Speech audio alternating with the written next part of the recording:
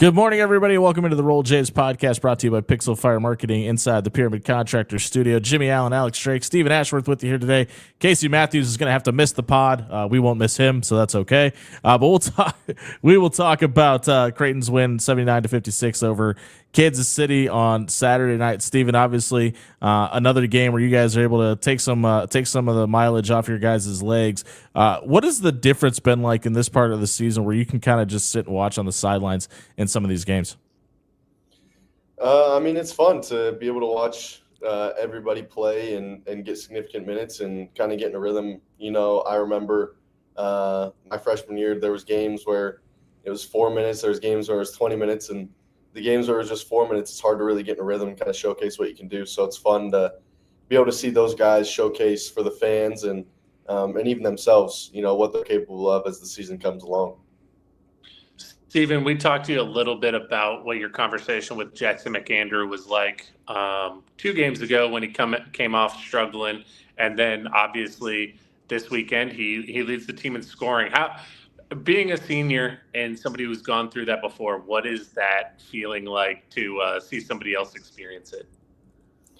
Yeah, from my perspective, it was awesome to see. It was cool to look back at the game and recognize that he was the leading scorer. And I think that's the cool thing about this team is that everybody can contribute in large sums when their number's called and when they're ready. And Jackson was definitely ready for his moment the other night against Kansas City, and he was knocking down shots, making back cuts, offensive rebounding, doing all the little things, and he ended up being the leading scorer for us. And I'm sure it's not the last time that he'll be the leading scorer for us as well. So it was a lot of fun to see just him stick to it. Continue to trust his talent and his process and showcase what he was able to do against Kansas City. You and Jemiah led the team in assists. You both had 6. What did you see? What have you seen from this offense that has gotten better from a distribution standpoint from the start of the season till now? I think a lot of it comes with our defense, actually, allowing us to get out in transition and make plays and then play fast. Really think frees up our offense. And so, there's times where if we can't get stops, then it's harder to run, and we have to run a little bit more of a set action or slow the tempo down. And when we're able to get out and move the ball quick and move the ball from side to side, I think you see a lot of guys that can make decisions and make the right reads. And then we've got shooters all around and guys that can make plays for one another. And so a really dynamic group when we're out and running, and then it just comes down to can we get stop after stop after stop. Stephen, Jemiah Neal got his double-double on Saturday night. There a little bit of sadness there that he beat you to it in many less games at Creighton. Yeah, not sad. Happy for him. Happy for him. Glad that he got it done. He was rebounding, and he had a tough matchup on the boards as well with number 5 from Kansas City was somebody that was getting a lot of offensive rebounds for them. I think they were averaging 17 offensive rebounds as a team, and so they were crashing the glass hard. So with him to be able to get a lot of defensive rebounds for us and a few offensive, it was good to see for Jemiah. I was happy for him. We all know, we've talked about this at nauseum about the coaching staff and how much they love to watch film. But when you guys are rolling the way you guys have, and the score has been the way it has been through these 4 games, outside of really that first one, how difficult is it to kind of nitpick some of the things that you guys are having shortcomings on when you're winning by 20, when you're winning by 30, etc. in the film room? Or is it just such a repetition from the staff that it's expected, hey, we're watching film and we're going to try to nitpick everything we possibly can? Yeah, I think, in a lot of ways it shows the maturity of your team when you're watching film. And, do you come at it with the perspective that you think it's nitpicking, or is that your standard? And did you not, meet your standard on that specific play whenever it was? And so I think as players, it's on us to make sure that we recognize that, any mistake that we made, we want to see and we want to learn from, so that when, the games are close and that one possession could have, tilted the game one way or another, we're ready to make that play. And so I think for the first few games, we've had a good perspective and the group has had a really mature outlook on film and how to dissect it and learn from it. Although some of the games and the outcomes might have not been, as close as they can be throughout the season. I think that just make sure, we're detail oriented and process oriented rather than result oriented goes a long way to allowing those film sessions to be productive no matter the outcome of the game. Steven, right now you're averaging 7 assists to just 2 turnovers on the year. How much pride do you take in that as a point guard, being able to distribute and create for teammates and while also protecting the ball, being the primary ball handler? Yeah, I think that, that's my job. And one of my roles is to make sure that, one, the offense is clicking, and two, we get a shot. And I think that you can see throughout games that, if the point guard or the primary ball handler is struggling to take care of the ball, I feel like the team typically has a higher turnover rate. And so I take, a lot of pride in making sure that I make right decisions and right reads to where we get shots and we're not turning the ball over.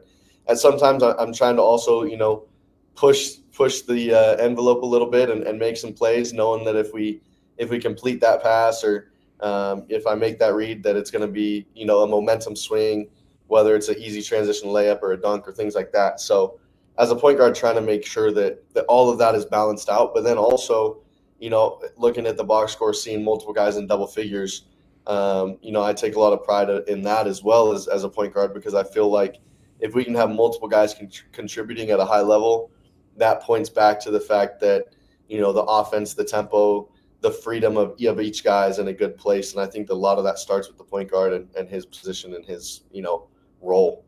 I can't help but notice you got a giant grin on your face. We talked about pushing the envelope and testing the waters for a few things. Is that something that is become a lot easier for you to do this year in year 2 of this offense and learning and kind of the part that's fun for you is being able to improvise and create things on the fly? Yeah, I mean, it's been a lot of fun. And I think that, trust isn't built over a day. And, I think that I've built trust with my teammates and with my coaches. And even at times when, maybe I make a mistake, I think there's a little bit more so even now this year in understanding both ways of what we saw, right? What we were trying to accomplish, rather than sometimes the question of like, what were you thinking? And and so that just comes with time. And I think that it's been fun throughout the beginning part of the year to be able to push the envelope and try new things. And Coach Matt gives us a lot of freedom offensively to do things like that. And so it's been a lot of fun thus far. Yeah, Steven, obviously we're talking about your guys' ability to attack the rim a little bit more of than last year. But as we progress into some bigger games, obviously you guys got Nebraska coming up. What are some things that you guys expect others to throw at you differently? Yeah, I mean, defensively, teams are going to try different things. You saw, Kansas City throw the zone out there for quite a bit of the second half and try different things just to eliminate our dribble penetration as well as, Calk's dominance down low. And so, I could see teams trying a little bit more zone against us, as well as, a few more either help rotations or double teams on Calk when he gets the ball, as well as on dribble penetration. And we know going into certain games that teams have defensive strategies. We had a scrimmage against Iowa State. They're a team that very heavily forces baseline, where, there's some teams that do not give up baseline at all. And so some of those things are just going to come within the game of teams trying different defensive strategies that we're going to have to adapt to and adjust to.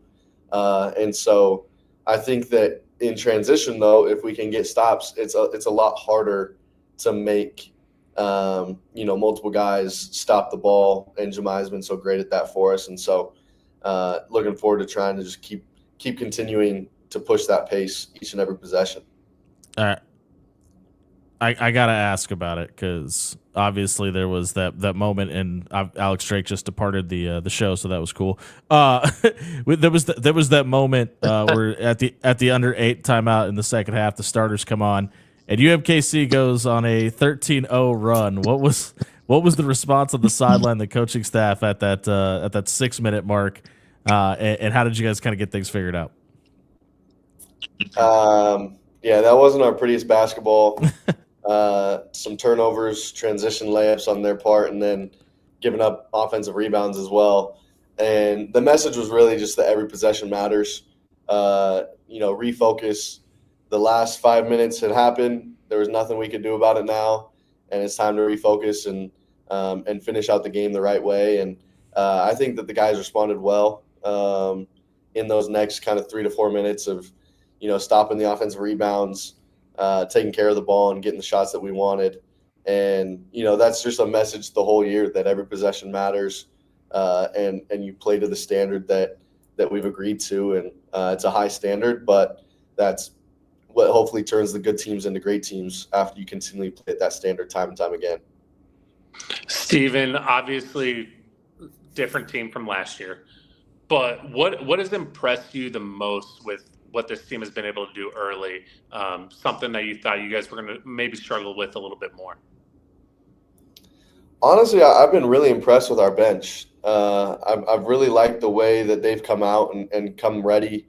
I feel like when those guys are coming in, even after like the second media timeout or the under 12, there's not been, too much of a drop off. A lot of time there's an energy boost, and those are the types of things that you need from your bench. And so I've been really pleased with just the way that those guys prepare, and that's a huge part to the success they're having on the court, is they prepare well and they're ready for their moment. And then, they're a fearless group, especially the young freshmen. And so it's been fun to see that, because I think that the more and more they develop, the deeper we become and the harder we become to stop. It's the Roll Jays podcast, brought to you by Pixel Fire Marketing inside the Pyramid Contractor Studio. Just a reminder, you can donate to Creighton's NIL Collective, the Bird Club. It'll benefit all of your favorite Creighton student athletes, as well as this podcast, by scanning the QR code in the top right corner of your screen. Donate to the Bird Club today. Steven, we talk about the rivalry this week that's coming up. Obviously, Nebraska comes to Omaha. You got to play in this game a year ago. You were not a part of the team 2 years ago that lost this game. How much do you know about this rivalry, and how much do you appreciate what's coming on Friday?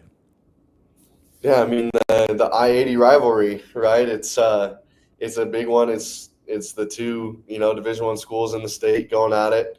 And, the clashing colors of blue and red, and an opportunity to, in a way, have bragging rights for the whole season without the Blue Jays football team. This is the next biggest sport. And, it's a lot of fun to play in a game like this that matters, to your community and to your boosters and donors, and especially to your team. It's an opportunity that we have against a great team, a well-coached team, and a team that comes from another power conference division that we have an opportunity to put on our resume and go out and compete against. And so the rivalry's been a rich one, and there's been a lot of great players to come through and play in this rivalry game. And, hopefully we can execute a game plan and come out successful on Friday. Other than the game last year, have you been to Lincoln before? No, that was my first time to Lincoln. I guess I had to have driven through Lincoln, coming from Utah. We drove from Utah to Omaha, and so drove through Lincoln, and then made our apparently didn't notice. No comment. Steven, when we talk about rivalry games, do you prefer to be on the visiting side coming in, playing in the hostile environment, or do you like being on the home side and getting that home crowd advantage? Yeah, that's a tough one. I've always loved, in a way, being the villain in the story, in a way. It's been fun to go on the road and compete in an environment where it feels like it's just you and the guys versus everybody. And, I think I've always taken pride of trying to be a guy that, you love to have on your team, but you hate to play against, in the best way. And, but I'm really excited to have CHI packed, the energy there and the excitement. And I just can't say thank you enough to all the fans who have come out to the first games, because, we really do thrive off of y'all's energy. And, when you guys get on your feet, start cheering, get excited about runs and threes and dunks and all those things and stops, it just gives us that much more motivation. So looking forward to a packed house on Friday, early and loud. Speaking of being at home, this one comes to us from Eric on YouTube. He wants to know, Steven, where does the muscle man dance come from for your starting lineup announcement? What's that all about? Would you like to demonstrate on camera what it looks like real fast? I mean, I can't demonstrate it all, but it's this, and then I'm moving my feet kind of side to side. It's the Costco Bros. Somebody mentioned it to me. They've got this thing going. It's like we bring the boom, and there's like this whole dance to it. And so just started doing that, and shout out to the Costco Bros, I guess. In your career, have you ever had to be the guy at the end of the lineup that had to memorize all the entrance dances? I don't know if I ever was.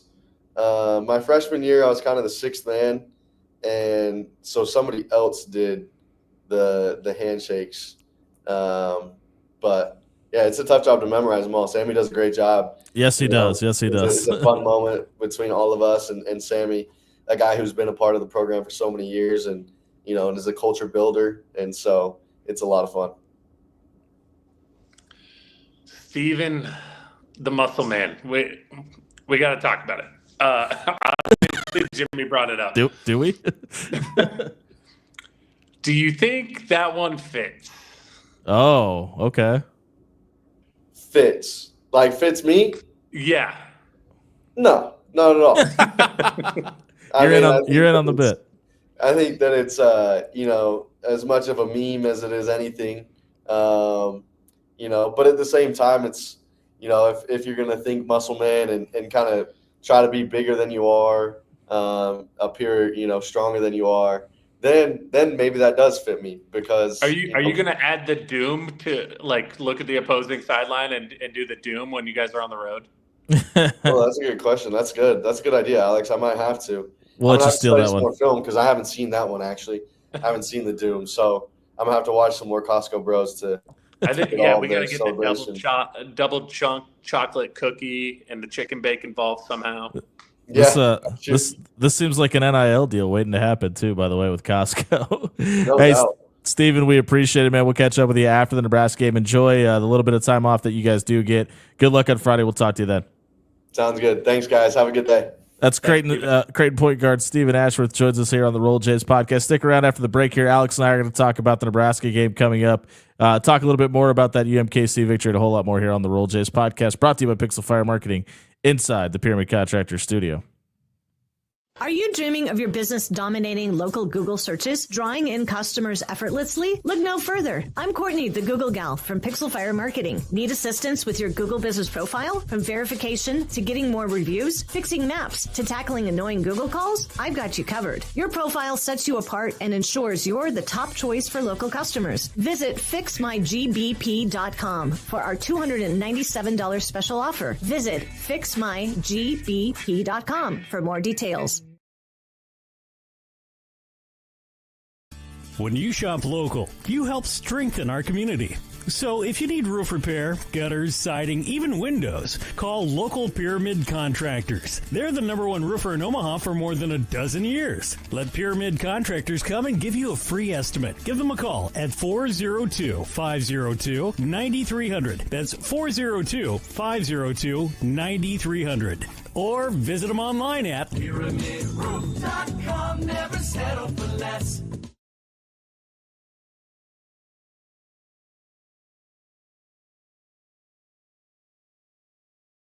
Welcome back to the Roll Jays podcast, brought to you by Pixel Fire Marketing and Pyramid Contractors. Jimmy Allen, Alex Drake with you here today. Alex, I wanted to talk to you a little bit about Steven Ashworth's comment about the rivalry game, because I thought that was really interesting. He said, it's a good chance for us to impress our supporters, our boosters, and our donors. And I think it's really intriguing that college sports seems like it's trending that way. It's kind of always been that discussion, right? Is, hey, listen, if you want some donations to go to the facilities and to the school, you got to build a winner. I think it's really intriguing that those conversations are happening publicly and out loud now. Yeah, obviously we're in a new era of college athletics where, the toothpaste is out of the tube, right? Like there's no hiding it anymore. So I don't know if I want to say that I'm glad that those conversations are happening, because now you do wonder if at a certain point that becomes front and center for some of those players. I don't think it does for anybody like on the Creighton roster specifically, but overall, the longer this goes on, especially when they get into the revenue sharing model that is coming down the pipe, you just got to wonder if it does take away from some of the things that we have for so long loved about college athletics versus true professional sports. Yeah, but I think it's fair to say that idea and idealistic has been out there for a long time. We talk about, doing things for scouts and attendance or doing things for your family. I mean, it just kind of changes where the attention is drawn to. And when that light goes on, it's if it was difficult for people before, it's going to be difficult for people now, and vice versa. If somebody can flourish when all eyes are on them, like Steven kind of alluded to, that he appreciates being in that kind of centric mode, that it's going to be beneficial to them as well as it could be detrimental to others. Yeah, for sure. I just think at a certain I think back to when I was playing, right? Like, obviously going out and performing for family when they were able to come to games is a different level of stress. But above all else, there's a reason it's a saying, but money talks. And now, when you're playing for money right now versus future money, I think it can have an impact one way or the other. And that's not to say that, we're obviously against, we're obviously against, players getting paid. I think we both have beat that drum for many years about how we thought they should be, but, it's just a little bit different.